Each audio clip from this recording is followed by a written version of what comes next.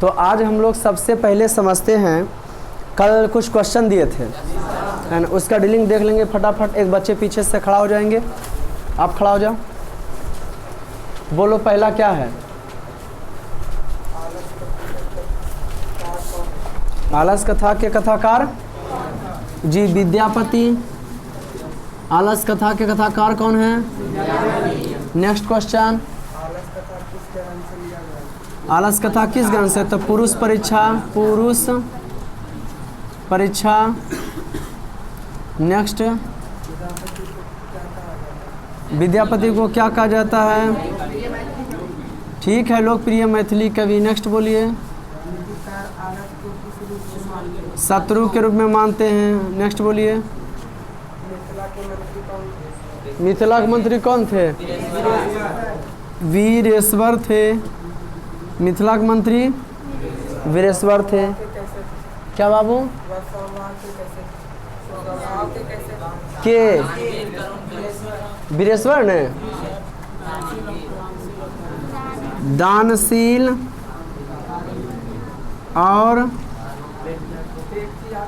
कारुणिक थे। दानशील और कारुणिक थे। कौन बाबू? वीरेश्वर। वीरेश्वर जो थे दानशील और कारुणिक था। आगे बोलिए। क्या? जी हाँ, पेट की आग को जठरा नल कहा जाता है। नेक्स्ट बोलिए। जिसका कोई गति नहीं होता है उसमें सबसे पहले कौन होता है? आलसी होता है। जिसका कोई गति नहीं होता उसमें सबसे पहले आलसी होता है। नेक्स्ट बोलिए। कितने आलसी पुरुष सोए हुए थे? कितने आलसी पुरुष सोए थे? 4। आगे बोलिए। पहला आलसी पुरुष क्या बोला? वो मिलवा दें इसी।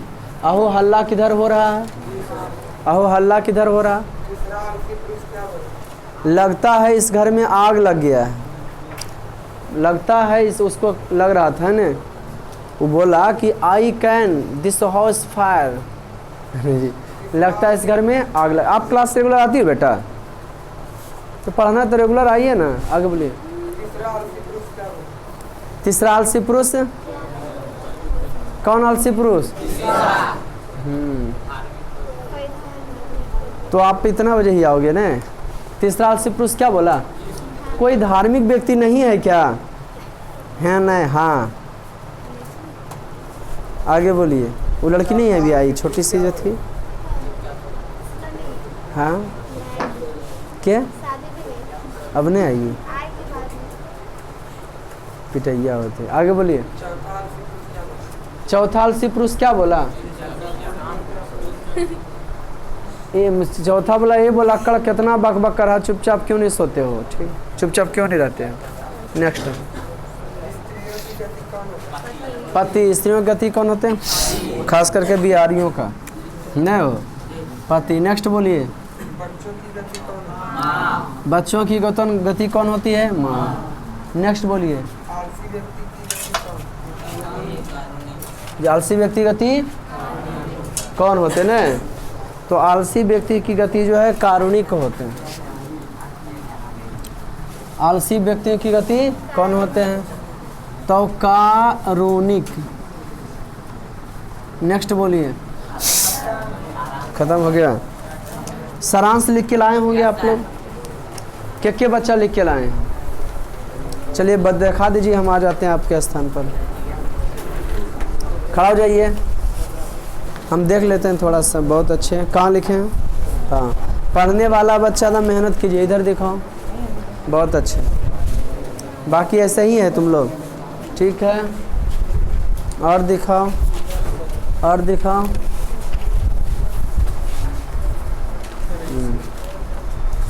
तो स्टार पॉइंट में लिखा है, ठीक। बहुत अच्छा, कोई दिक्कत नहीं। ट्राई तो मारा है ना, फिर हम लिखाने का काम करेंगे फिर बाद में, है ना? वाह, सबसे शानदार है, बहुत अच्छा। पढ़ने वाला अपना काम कीजिए, नहीं पढ़ने वाला तो सोचना ही नहीं है। देख लेते हैं, प्रश्न उधर हो जाता है, फिर एक बार ऑब्जेक्टिव फिर हम शुरू से बोल देंगे। कोई नया बच्चा होंगे तो वो भी कर लेंगे। आज खूब मस्ती करते हैं हम लोग यूरोप में राष्ट्रवाद का। 10 क्लास का फर्स्ट लेसन का आज प्रश्न उत्तर हुआ, लघु उत्तरीय और दीर्घ उत्तरीय। लघु उत्तरीय और दीर्घ उत्तरीय। जी हाँ, लघु उत्तरीय का फर्स्ट क्वेश्चन है। ऑब्जेक्टिव क्लियर हो चुका था। किसका फर्स्ट है? हाँ, अति लघु दरिये का। राष्ट्रवाद क्या है? नंबर 1 का आंसर लिखिए, कॉपी आप लोग ले बैठिएगा। राष्ट्रवाद क्या है? पहला है कि क्वेश्चन क्या है, राष्ट्रवाद क्या है, उसका आंसर लिखिए, पहला का आंसर। सब कॉपी करते हैं ना? राष्ट्रवाद क्या है? ये ठीक है ना? राष्ट्रवाद क्या है?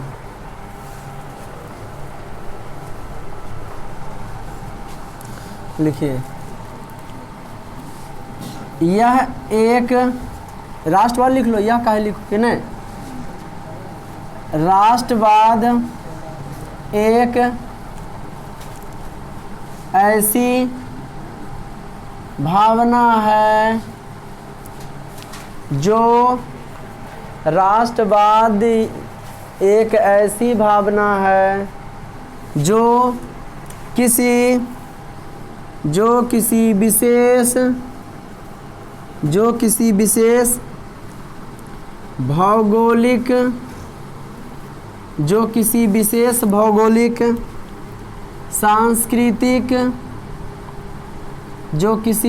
भौगोलिक सांस्कृतिक या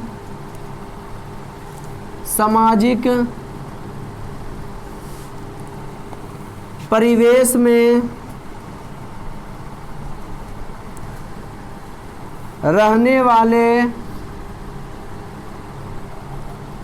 लोगों में एकता की वाहक बनती है, एकता की वाहक बनती है।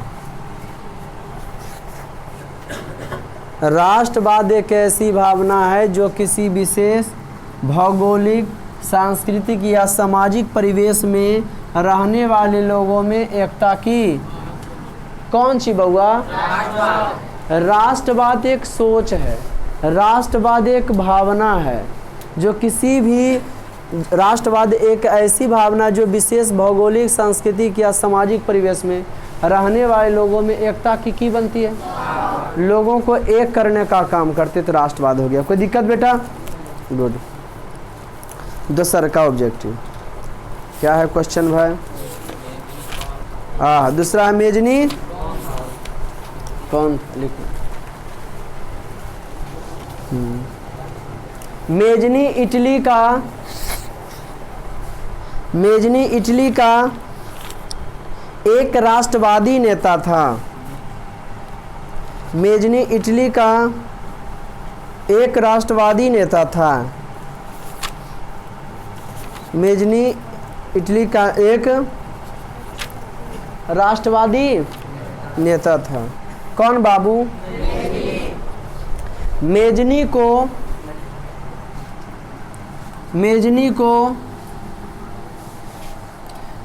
एक इटली का राष्ट्रवादी नेता था, पूर्णविराम। फिर मेजनी को इटली के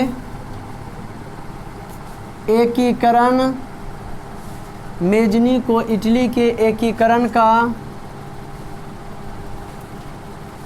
तलवार कहा जाता है। तो हाँ, रुक जाएगा मिनट। मेजनी को इटली का एकीकरण का जनक कहा जाता है, जनक कहा जाता है। मेजनी को इटली के एकीकरण का की कहा जाता है? जनक कहा जाता है। मेजनी ने 1831 ईस्वी में यंग इटली मेजनी ने 1831 ईस्वी में यंग इटली और 1834 ईस्वी में यंग यूरोप। मेजनी ने 1831 ईस्वी में यंग इटली और 1834 ईस्वी में यंग यूरोप नामक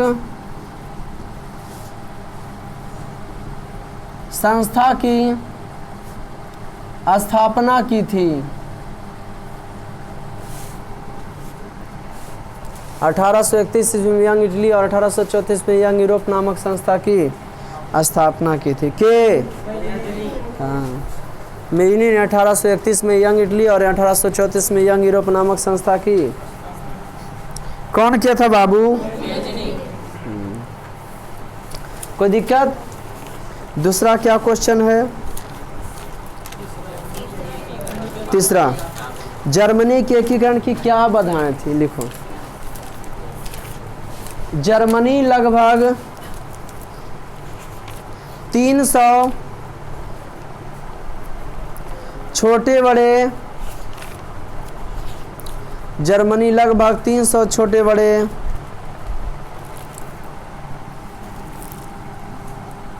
विभक्त थे। जर्मनी लगभग 300 छोटे बड़े राज्यों में जर्मनी लगभग 300 छोटे बड़े राज्यों में विभक्त थे। क्या बउआ? जर्मनी लगभग 300 छोटे बड़े राज्यों में विभक्त थे। जर्मनी में विभक्त थे। लिखिए, जर्मनी में राजनीतिक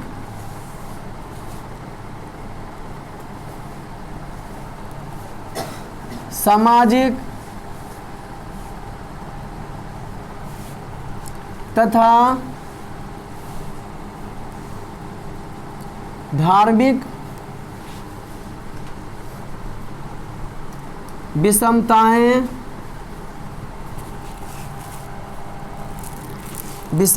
भी मौजूद थी। राजनीतिक सामाजिक तथा धार्मिक विषमताएं भी क्या थी? कहाँ बउआ? जर्मनी में राजनीतिक सामाजिक तथा धार्मिक विषमताएं भी क्या थी? मौजूद थी, है ना। जर्मनी लगभग मन एकीकरण क्या क्या बाधा था? तो जर्मनी लगभग 300 छोटे बड़े राज्यों में विभक्त थे। जर्मनी में आपसी लोगों में क्या था? राजनीतिक सामाजिक और धार्मिक विषमताएं मौजूद थी। अशिक्षापूर्ण रूप से, देखिए फिर से, अशिक्षापूर्ण रूप से फैला हुआ था। अशिक्षापूर्ण रूप से फैला हुआ था।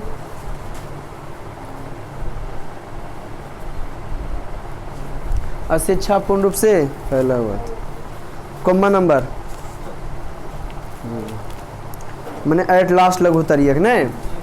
मेटरनिक युग क्या है? लिखिए, मेटरनिक, चौथा कैंसर। मेटरनिक कौन बउआ? चौथा का आंसर। मेटरनिक ऑस्ट्रिया का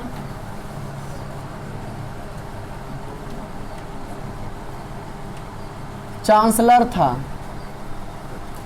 मेटरनिक ऑस्ट्रिया का चांसलर था। मेटरनिक ऑस्ट्रिया का चांसलर था। मेटरनिक ऑस्ट्रिया का चांसलर। यह एक घोर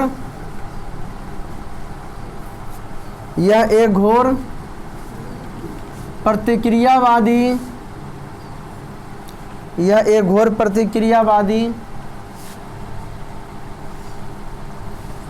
शासक था। यह एक घोर प्रतिक्रियावादी शासक था। मेटरनिक ऑस्ट्रिया का चांसलर था। यह एक घोर प्रतिक्रियावादी शासक था। के बउआ? मेटरनिक ऑस्ट्रिया का चांसलर था। यह एक घोर प्रतिक्रियावादी शासक था। के क्या क्वेश्चन था कि मेटरनिक युग क्या? तो मेटरनिक ऑस्ट्रिया का चांसलर था, घोर प्रतिक्रियावादी शासक था। लिखो, 1815 ईस्वी से 1815 ईस्वी से लेकर 1848 ईस्वी तक मेटरनिख का ही प्रभुत्व था, इसलिए इसे मेटरनिख युग के नाम से भी जाना जाता है। प्रभुत्व था इसलिए इसे मेटरनिख युग के नाम से भी जाना जाता है। प्रभुत्व था इसलिए इसे किस युग के नाम से बाबू? मेटरनिख युग के नाम से भी जाना जाता है।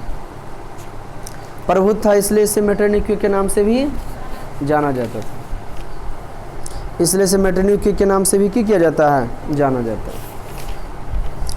नंबर 1 VVI बराबर पूछते रहता है। लघुत्तरीय प्रश्न लगभग 60 शब्दों में आंसर। बड़ा आसान सा प्यारा सा क्वेश्चन है। 1848 के फ्रांसीसी क्रांति के क्या कारण थे? 1848 में देखो, कोई भी आज़ादी का लड़ाई तो एक दिन से होता नहीं, पहले ही से होते रहता होगा।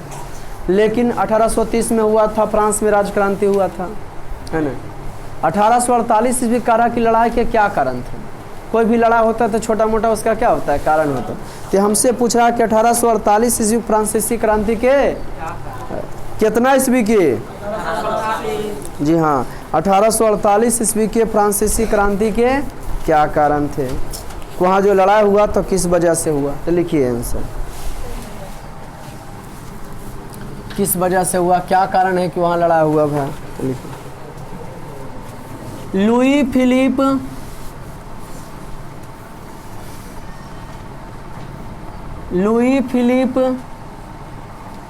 एक उदारवादी शासक थे। लुई फिलिप एक उदारवादी शासक थे। लुई फिलिप एक उदारवादी कौन बाबू? जी हाँ, लुई फिलिप एक उदारवादी शासक थे। परंतु यह बहुत ही अधिक महत्वाकांक्षी थे।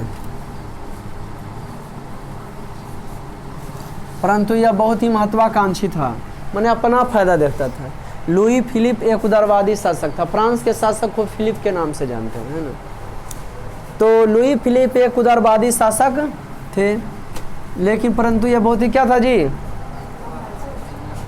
हमने लिखा लुई फिलिप एक उदारवादी शासक थे, परंतु यह बहुत ही उदारवादी थे, नहीं था कर लो छोटा। लुई फिलिप को थे का मेरे? लुई फिलिप एक उदारवादी शासक था, परंतु यह बहुत ही महत्वाकांक्षी शासक था। ओके, बहुत ही। इसने गीजो लिखना है, अंतरमिया मुहम्मा देखेंगे इधर। इसने गीजो को फ्रांस के इसने मना के इस हम कल किसने तो कल के इसने गीजो को ऐसे कर लो बाबू। इसने गीजो को प्रधानमंत्री के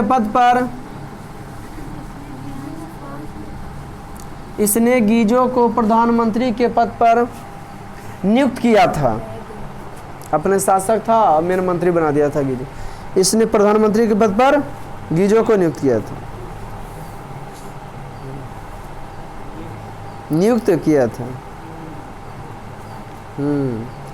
और किसी को भी मानता ही छोटा नहीं था, नहीं जी। किसको नियुक्त किया?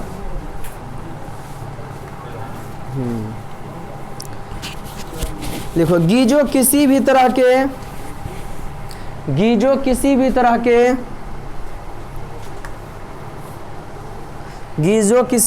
के सुधारों का समर्थक नहीं था। किसी भी तरह के सुधारों का समर्थक नहीं था। गीजो किसी भी तरह के सुधारों का समर्थक नहीं थे। गीजो किसी भी तरह के सुधारों का समर्थक नहीं था। गीजो किसी भी तरह के सुधारों का समर्थक। गीजो के शासनकाल में गीजो के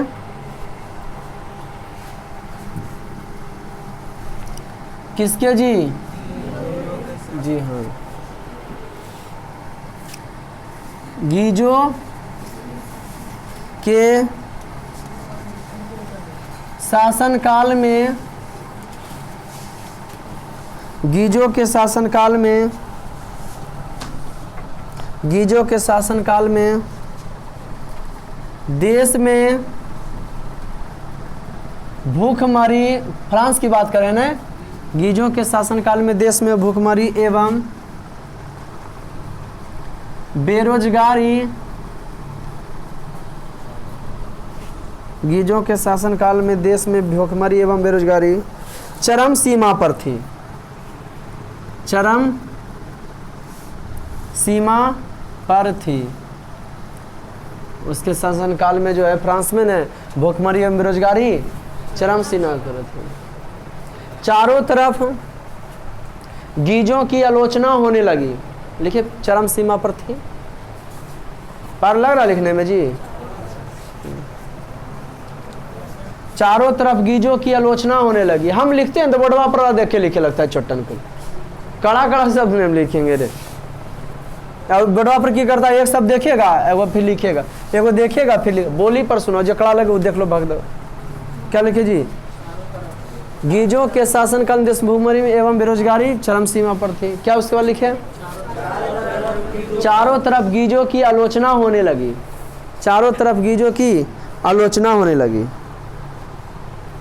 चारों तरफ गीजों की। सुधारवादियों, ऐसे लिखो, राष्ट्रवादियों ने, जो जाता था कि हमारा देश से हमारा होना चाहिए, राष्ट्रवादियों ने जगह जगह अवरोध लगाए। राष्ट्रवादियों ने जगह जगह अवरोध लगाए। राष्ट्रवादी जगह जगह अवरोध लगाए एवं लुई फिलिप को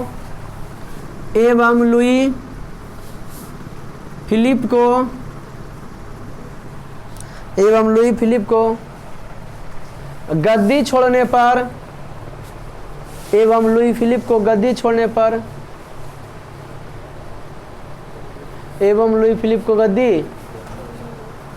मजबूर कर दिए। एवं लुई फिलिप को गद्दी छोड़ने पर मजबूर कर दिए।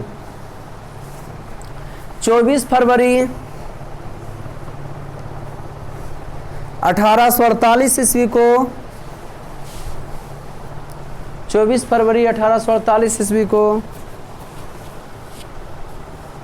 लुई फिलिप 24 फरवरी 1848 ईस्वी को लुई फिलिप गद्दी का त्याग कर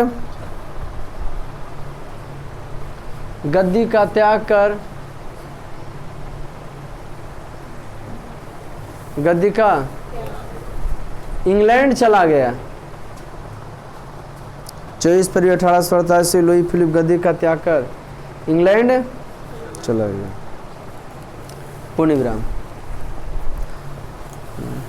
कह देगा 1848 ईस्वी फ्रांसीसी क्रांति का वर्णन करे तो क्या कहिएगा? लुई फिलिप एक उदारवादी शासक था।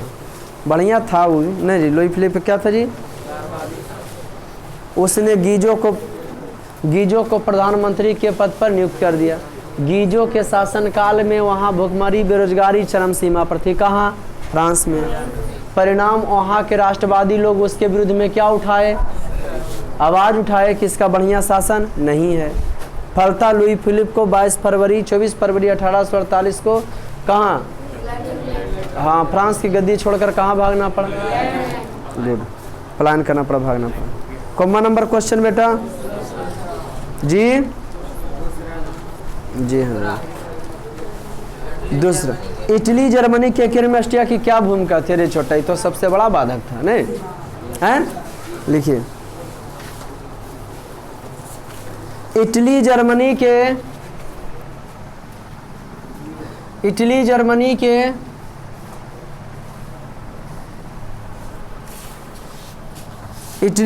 के दो सर्कल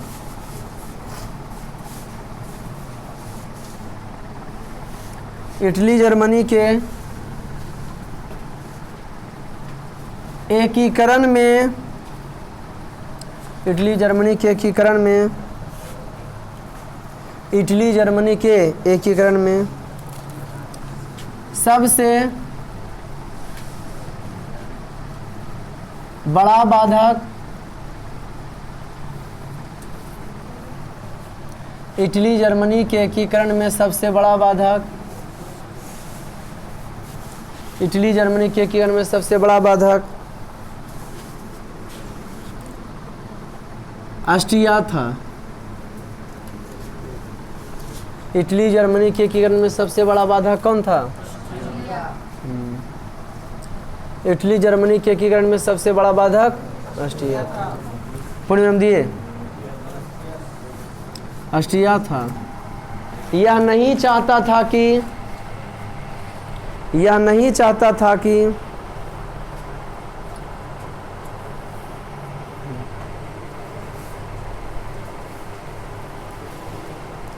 यह इटली जर्मनी के एकीकरण में सबसे बड़ा बाधक कौन था? ऑस्ट्रिया। यह नहीं चाहता था कि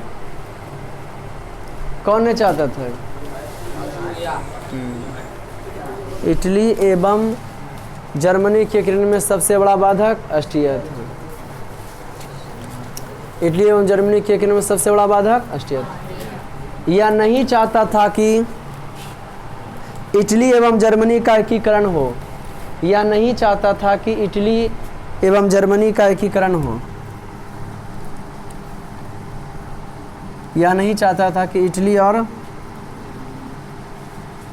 जर्मनी का यह नहीं चाहता था कि इटली और जर्मनी का इटली जर्मनी के एकीकरण में सबसे बड़ा बाधा कौन था? ऑस्ट्रिया था। यह नहीं चाहता था कि इटली और जर्मनी का क्या हो? एकीकरण मने एक हो। क्या नहीं चाहता था?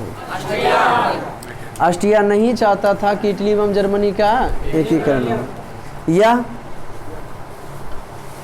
इटली एवं जर्मनी को कई खंडों में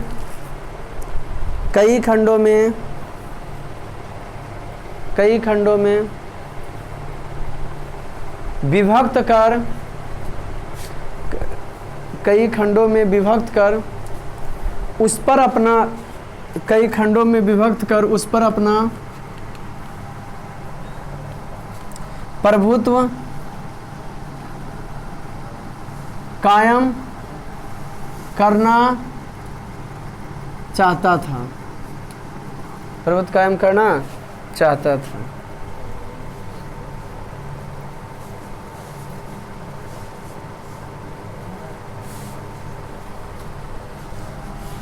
उस पर अपना विभक्त और उस पर अपना प्रभुत्व कायम करना चाहता था। ऑस्ट्रिया का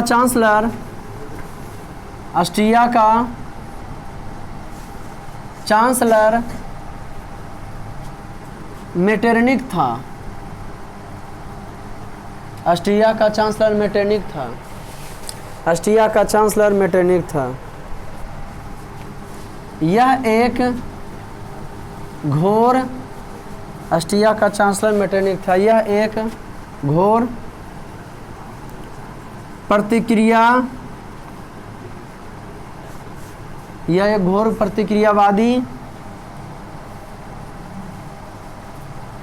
शासक था।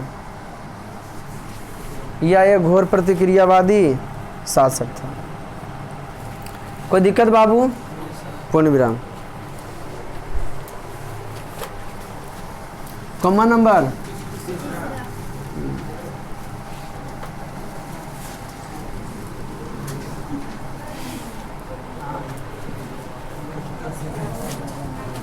तीसरा क्वेश्चन है, यूरोप में राष्ट्रवाद के फैलाने में नेपोलियन बोनापार्ट किस तरह सहायक हुआ? यूरोप में राष्ट्रवाद को फैलाने में, है ना जी। तो लिखो पहला नंबर तो राष्ट्रवाद के बारे में लिखेंगे। लिखो राष्ट्रवाद एक ऐसी भावना है, राष्ट्रवाद एक ऐसी भावना है जो, राष्ट्रवाद एक ऐसी भावना है जो किसी विशेष, राष्ट्रवाद एक ऐसी भावना है जो किसी विशेष भौगोलिक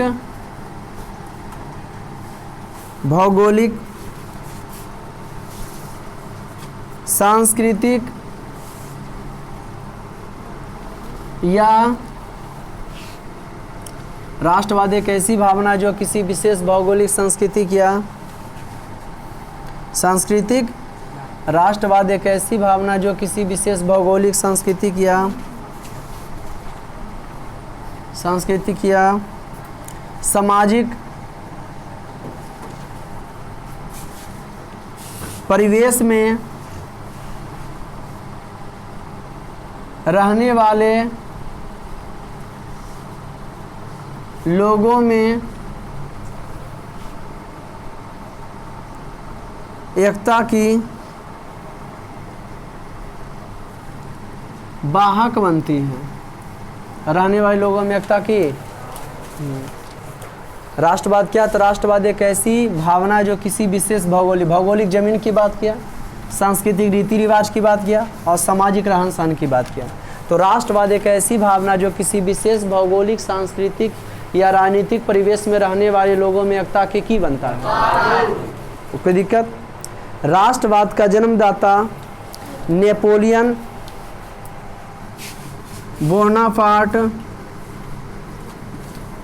राष्ट्रवाद का जन्मदाता नेपोलियन बोनापार्ट को कहा जाता है।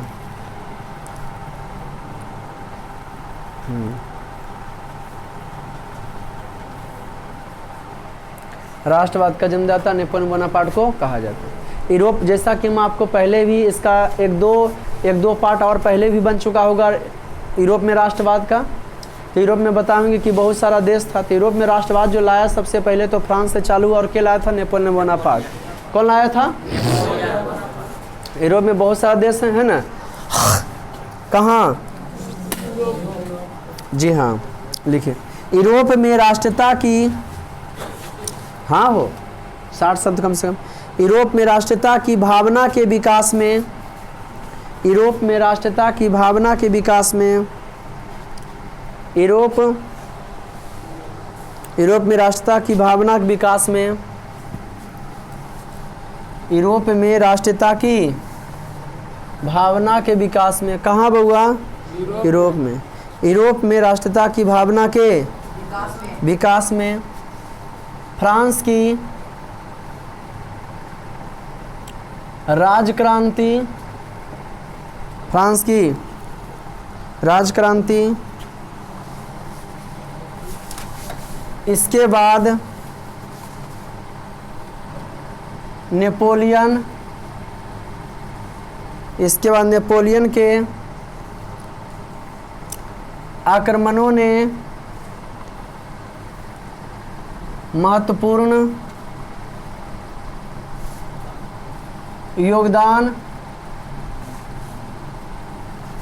योगदान दिया। फ्रांस की राजक्रांति, इसके बाद नेपोलियन के आक्रमणों ने महत्वपूर्ण योगदान दिया। फ्रांस की राजक्रांति, फ्रांस में जो 1830 में आपसी में लड़ा हुआ ना, तो फ्रांस की राजक्रांति, इसके बाद नेपोलियन के आक्रमणों ने महत्वपूर्ण योगदान दिया। क्या चीज़ में? राष्ट्रवाद की भावना के विकास में, नहीं महत्वपूर्ण योगदान। यूरोप में राष्ट्रीयता की भावना के विकास में फ्रांस की राजक्रांति, इसके बाद नेपोलियन के आक्रमणों ने महत्वपूर्ण योगदान दिया। कैसे नेपोलियन महत्वपूर्ण योगदान दिया भाई? लिखो नेपोलियन ने राष्ट्रवाद की भावना को, नेपोलियन ने राष्ट्रवाद की भावना को, किसने बाबू? नेपोलियन ने राष्ट्रवाद की भावना को अखबारों, राष्ट्रवाद की भावना को अखबारों, सड़कों और नेपोलियन ने जो है क्या किया था जी? नेपोलियन राष्ट्रवाद की भावना को अखबारों, सड़कों और सर्वसाधारण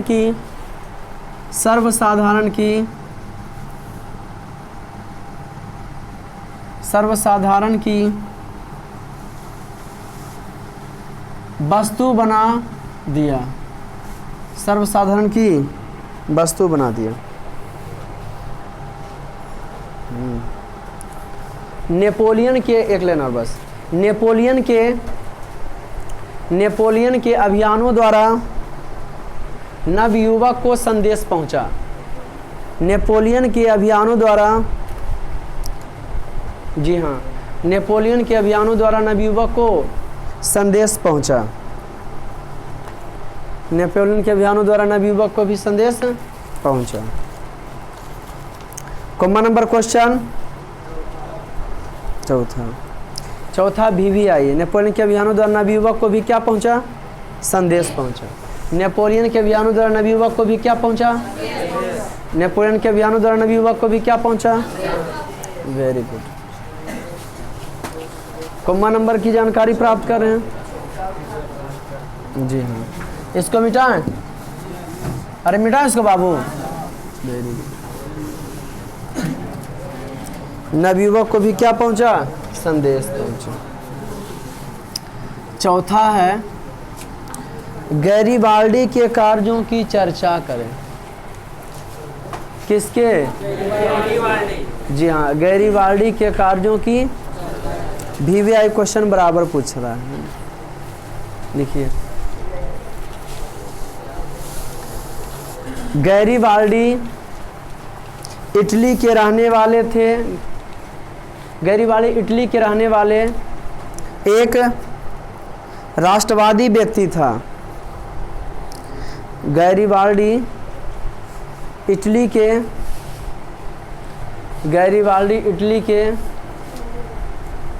रहने वाला एक राष्ट्रवादी व्यक्ति था। गैरिबाल्डी इटली के रहने वाला एक राष्ट्रवादी व्यक्ति था। गैरिबाल्डी इटली के रहने वाला एक राष्ट्रवादी व्यक्ति था। गैरिबाल्डी जो इटली के रहने वाला कैसा व्यक्ति था? राष्ट्रवादी के बाबू?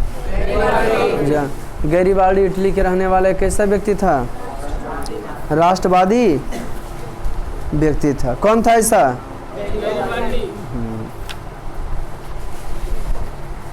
गैरिबाल्डी को इटली के एकीकरण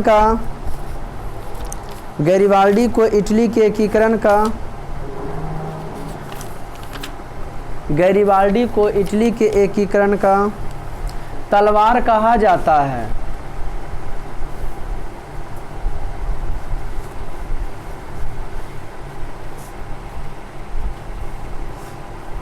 गैरिबाल्डी को इटली के एकीकरण का किसको बाबू? गैरिबाल्डी को इटली के एकीकरण का की कहा जाता है? पूर्ण दिए। देखिए, गैरिबाल्डी पेशे से एक नाविक था। गैरिबाल्डी पेशे से एक नाविक था। गैरिबाल्डी पेशे से नाविक था, लेकिन यह मेजनी के विचारों से काफ़ी प्रभावित था। मेजनी के विचारों से काफ़ी प्रभावित था, लेकिन यह मेजनी के विचारों से काफ़ी प्रभावित था। लिखो फिर से, रेटिंग बैठ जाएगा। लेकिन यह मेजनी के विचारों से काफ़ी क्या था? के बउआ? इसने अपने कर्मचारियों तथा जो नाव चलाता था ने, उसी के कर्मचारी को ही है।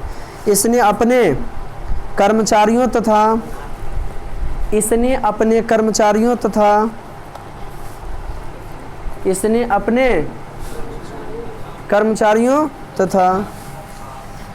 किसने बउआ? हाँ, गैरिबाल्डी ने, इसने स्वयं अपने किसका बउआ? इसने स्वयं गैरिबाल्डी ने अपने क्या लिखे हुआ, गैरिबाल्डी ने अपने कर्मचारियों तथा स्वयं सेवकों की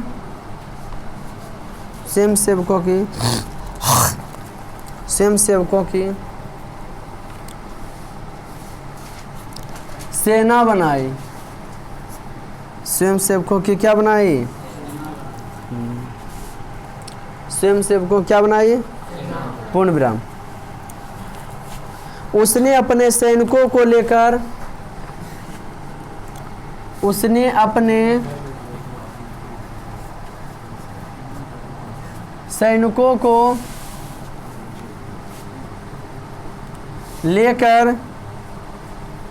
इटली के प्रांत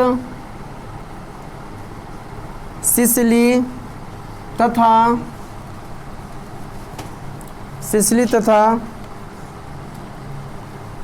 नेपल्स पर आक्रमण किया। उसने अपने कर्मचारियों तथा स्वयंसेवकों की सेना बनाई। उसने अपने सैनिकों को लेकर इटली के प्रांत सिसिली तथा नेपल्स पर आक्रमण किया। सिसिली तथा प्रांत पर इटली क्या किया जी, आक्रमण किया।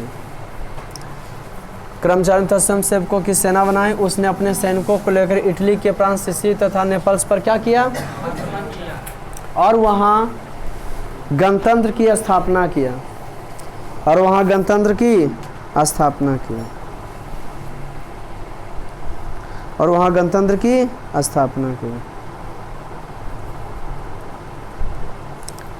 अंत में यह मन गैरिबाल्डी ने हो, अंत में यह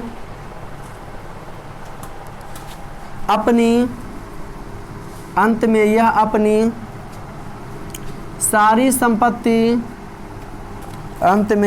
सारी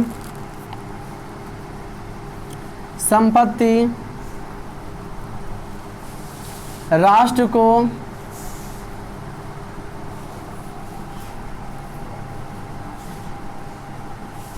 समर्पित कर साधारण किसान की भांति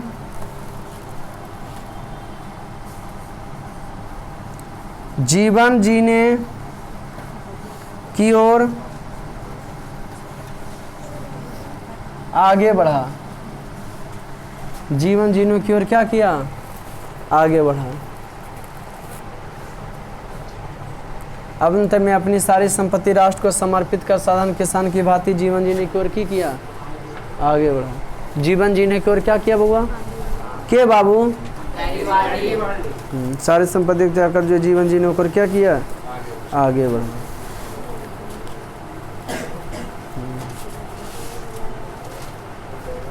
क्या किया, कॉमा नंबर।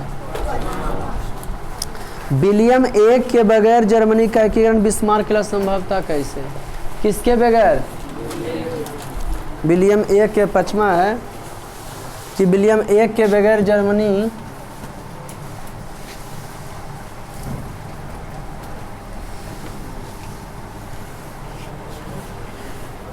विलियम एक के बगैर जर्मनी का एकीकरण बिस्मार्क के लिए संभव था कैसे, लिखिए। विलियम एक के बगैर, कॉमा नंबर, विलियम एक के बगैर जर्मनी का एकीकरण बिस्मार्क के लिए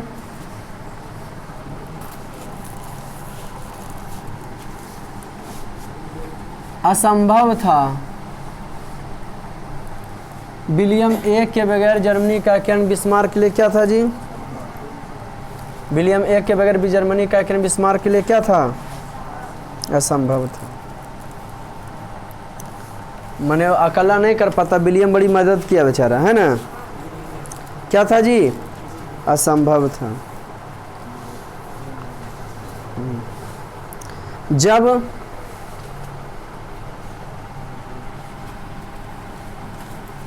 फ्रेडरिक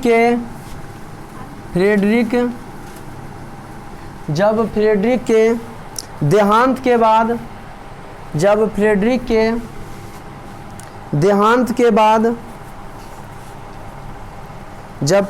के देहांत के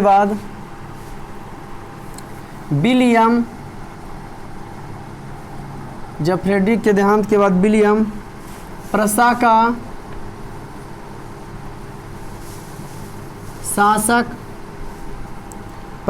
शासक बना। जब फ्रेडरिक विलियम का क्या बना जी? फ्रेडरिक के बाद जो है विलियम प्रसा का शासक बना, तब यह राष्ट्रवादी विचारों को पोषक था। तब यह राष्ट्रवादी विचारों का पोषक था।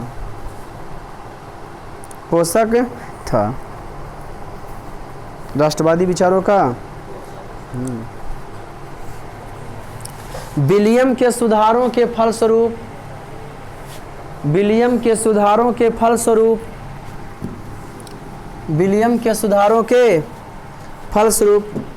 जर्मनी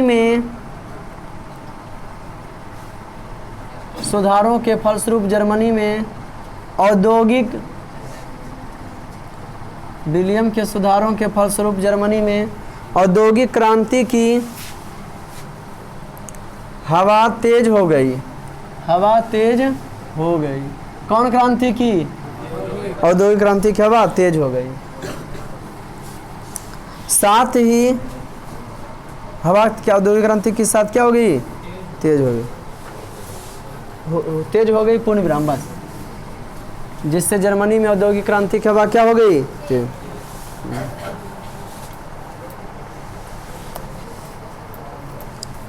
विलियम ने जर्मनी के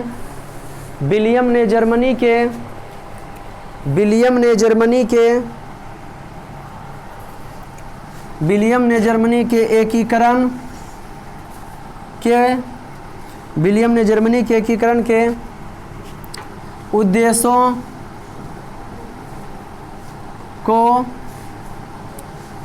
को ध्यान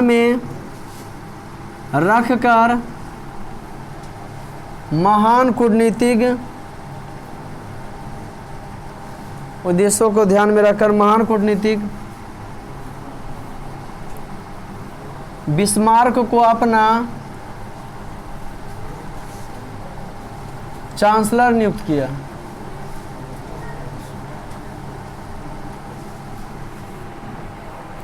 ध्यान में रखकर जो है बिस्मार्क जर्मनी की औद्योगिक क्रांति की हवा तेज हो गई। एकीकरण के उद्देश्य को ध्यान में रखकर महान कूटनीतिक बिस्मार्क को अपना चांसलर नियुक्त किया। के बउआ? क्या नियुक्त किया? विलियम। क्या नियुक्त किया? चांसलर। अब देखिए दीर्घोत्तरीय हम पेज नंबर बता देते हैं। अब कल हम आप लोग से देखना चाहेंगे, और आप लोग जो है मेरे टेलीग्राम पर जो है पर्सनल 8862 वाला सेव करके उस पर भेजिएगा तो आ जाएगा। आप लोग भी जो है भेज दीजिएगा तो हम देख लेंगे उसको। टेलीग्राम के माध्यम से 8862 नंबर पर सेव करके उस पर आप सेंड कीजिएगा तो आ जाएगा। दीर्घोत्तरीय बना के भेजिएगा आप लोग ऑफलाइन कल जचा लीजिएगा। हम पेज नंबर बताते। इटली के जर्मनी में मेजनी, काबुल, गैरीबाल्डी योगदान को बतावे। तो क्या मेजनी के बारे में कहीं पे लिखा है? तो 10 लाइन मेजनी के बारे में लिख सकते हो? नहीं, मेजनी, गाबूर और गैरीबाल्डी सब इटली ना है जी। काबूर के बारे में 10 लाइन लिख सकते हो, गैरीबाल्डी के बारे में 10 लाइन लिख सकते हो। क्वेश्चन नंबर 1 ही का आंसर क्या के बारे में लिखना? मेजनी ऐसे डैश, उसके बाद 10 लाइन, काबूर डैश, उसके बाद 10 लाइन, गैरीबाल्डी डैश 10 लाइन, बस वो बन गया। वो हो सकेगा? दूसर का जर्मनी के एकीकरण, नहीं कुछ समझ में आवे तो घर के उतार लेना, ऐसे तो बढ़िया लाइन चुनना है। जर्मनी के एकीकरण में बिस्मार्क की भूमिका का वर्णन करें। तो पेज नंबर आप देख लीजिए 13 और 14 बिस्मार्क का काम लिखल है उसमें कि बिस्मार्क क्या क्या क्या था। सुंदर 15 लाइन कम से कम लिख लेना, नहीं समझ में आवे तो धर के उतार लेना। हाँ, दूसरा का जो कितना लिख पेज नंबर 13 14 पेज नंबर, हाँ 13 पेज नंबर 13 का शुरुआत 14 के लास्ट तक में बढ़िया बढ़िया लिख लीजिएगा, बस बिस्मार्क के बारे में हो जाएगा। 14-15 लाइन है ना जी, आधा पेज कम से कम। कॉमन नंबर क्वेश्चन कल हम देखना पसंद करेंगे, नहीं कुछ समझ में आवे तो उतार सकते हैं देख के उसके बारे में। कॉमन नंबर तीसरा है राष्ट्रवाद के उदय कारणों के एवं प्रभावों की चर्चा करें। तीसरा पेज नंबर 1, तीसरा पेज नंबर 1।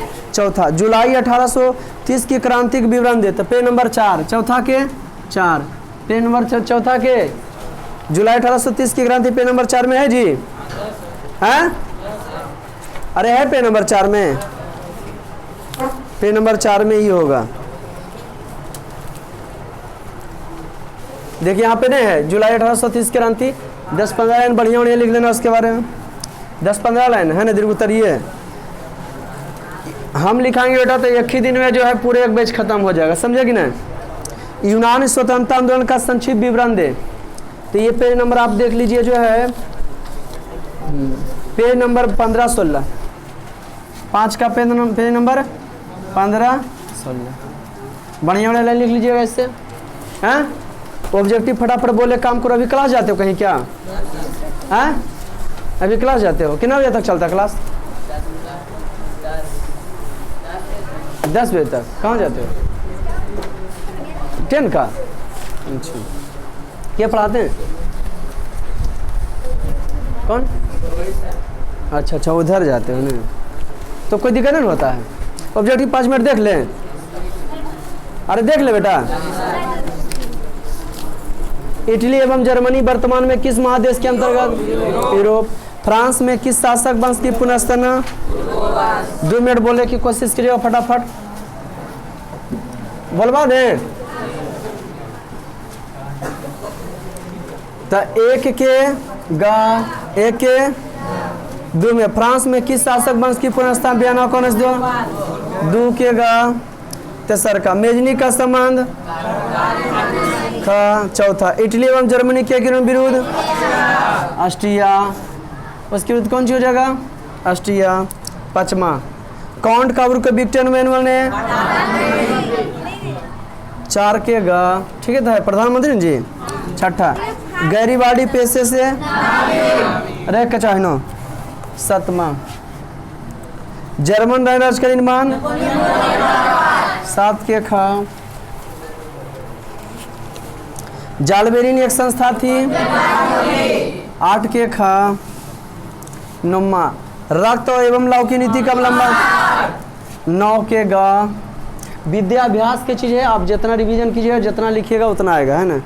10वां फ्रैंकफर्ट की संधि घ। कल पूछेंगे ऑब्जेक्टिव भी, तो अब देखें जांच भी करेंगे, कोई दिक्कत है? आज नहीं बनाया आलस कथा का सारांश था, छोड़ दिया, कल एकदम तोड़ देंगे मार के, कोई दिक्कत? कॉमन नंबर 11 यूरोप वासियों के लिए किस देश का साहित्य विज्ञान? 11 के घ। 11 के खा। 12 के एंडियनोपोल की संधि किस देश के साथ? यूनान और तुर्की। 12 के का। 12 के का। अब क्या चीज करने वाला मिलान, आप चाहें तो स्क्रीनशॉट ले सकते हैं। और उसके बाद क्या है? रिक्त स्थान। 1 में की भरा जाएगा? सडॉन। 2 में जी हाँ ऑस्ट्रिया और प्रसा एक जगह भराएगा। 3रा जी हाँ मेटरनिक युग। 3रा में मेटरनिक युग। 4था में देखो बेटा पोप और एक जगह प्रभाव। 5वां ओटो। 5वां क्या जाएगा? ओटो। बेहुदा हमको कोई नहीं बोला जाता है, बुडापेस्ट। शायद स्क्रीनशॉट भी ले सकते हैं। 2 मिनट में मिलान करेला भी कर दें, और 2 मिनट में मिलान करेला भी कर दें, हैं? चाहे तो बस स्क्रीनशॉट भी ले सकते हैं।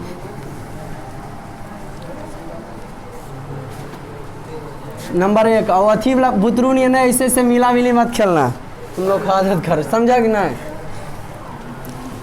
एक का बोलो मेजनी, क्या हो जाएगा? एक के खा। दूसरा का जी, दूसरा का, तीसरा का बिस्मार्क, चौथा क्या हो जाएगा? गा। दूसरा देखिए सब कॉपी सबको करना है ना। दूसरा के एक वियना सम्मेलन 1815, मेटरनिक का पतन गा। तेसर का इटली का एकीकरण का। 3 के बाद चौथा सेडॉन, मनी हो जाएगा कितना? खा ना बेटा। तीसरा में भी मिलान करने वाला है, तीसरा में भी क्या करने वाला है? तीसरा का एक कोसूत खा। दूसरा इंडियनोपोलिस की संधि। तीसरा यूनान की स्वतंत्रता। चौथा पोलैंड में आंदोलन। कोई दिक्कत? मिलते हैं फिर नेक्स्ट क्लास में, तब तक के लिए जय हिंद।